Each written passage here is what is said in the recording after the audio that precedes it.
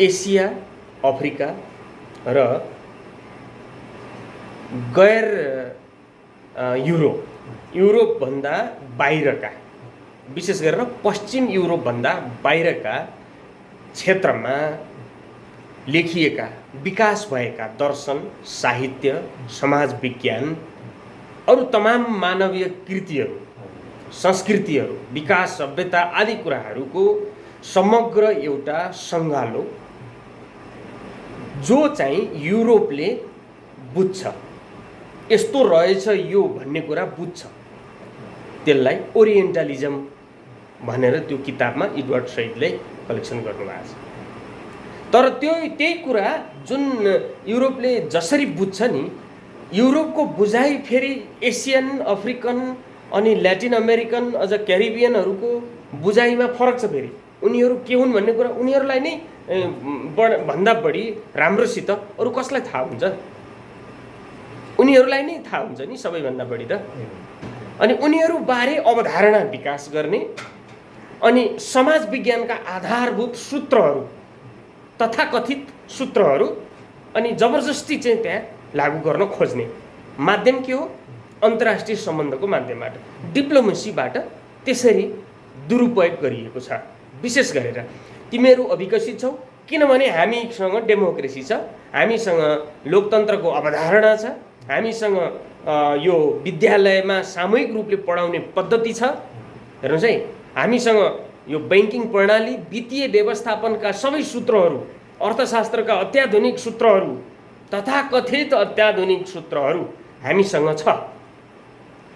यही मुताबिक तिमीहरूले समाजको आधारभूत स्तम्भहरू विकास गर, तिमीहरूको शासकीय प्रणाली विकास गर, तिमीहरूको अन्तर्राष्ट्रिय सम्बन्ध, कूटनीति, तिमीहरूको शिक्षा प्रणाली, तिमीहरूका जीवनका सबै आयाम हामीले भने अनुसार बनाउनुपर्छ, नत्र तिमीहरू अविकसित हौ भन्ने कुरा कहाँको नियम हो यो, कहाँको कति जायज हो यो, कति मानवीय छ? विशुद्ध अमानवीय र जबरजस्ती अरूलाई थोपर्ने यो एउटा एक खालको साम्राज्यवादी जबरजस्त आक्रमण मात्रै हो, सांस्कृतिक आक्रमण मात्रै हो। सभ्यतालाई आफूभन्दा अर्को सभ्यता यो अस्तित्वमा छैन भन्ने पनि हुन्छ, अथवा आफूलाई थाहा नभएको कुरा अस्तित्वमै छैन भन्ने पनि हुन्छ। सबैभन्दा बढी अवैज्ञानिक अप्रोच, अवधारणा र प्रयत्नहरू चाहिँ युरोपेलीहरूले गरिरहेका छन् एसियाली माथि, एसियाली सभ्यताहरूमाथि, एसियाली सभ्यताका आधारभूत प्रतिष्ठानहरूमाथि, जीवन पद्धतिमाथि। यो चाहिँ विशेष गरेर ओरिएन्टलिजमले विरोधै गर्छ, यसको प्रमोट गर्दैन। एडवर्ड सइडले जुन किताबमा यो कुराहरू उल्लेख गर्नुभएको छ यसको प्रमोट गरे होइन। यस्तो सोच्छन् है युरोपेलीहरूले हामीबारे, उनीहरूको सोच यो छ सदियौँदेखि, हजारौँ वर्षदेखि हालसम्म, प्राचीन युनानदेखि आधुनिक 2021 सम्म, अथवा त्यो किताब 1978 कहिले हो प्रकाशित भयो, त्यो बेलासम्मको उहाँको लेखाइ पढाइ यहाँ केन्द्रित छ भन्ने कुरा एउटा त्यो उहाँले भन्नुभएको छ। अनि अर्को एउटा कुरा, हाम्रो आफ्नै पनि एसियालीहरूको आफ्नै अन्तर्राष्ट्रिय सम्बन्धका आधार स्तम्भहरू छन् के, हैन? जस्तै यो मण्डला थ्योरी भयो, सप्ताङ्ग थ्योरी, त्यसपछि बुद्धकै पनि नहि बेरे न बेरानी सम्मन्ति कदाचन अबेरेड च सम्मन्ति एस धम्मो सनातनो भनेर बुद्धले भन्नुभएको। बैरले बैर नै निष्कासन गर्छ, निकाल्छ, बैरभावले बैरभाव नै निर्माण गर्छ।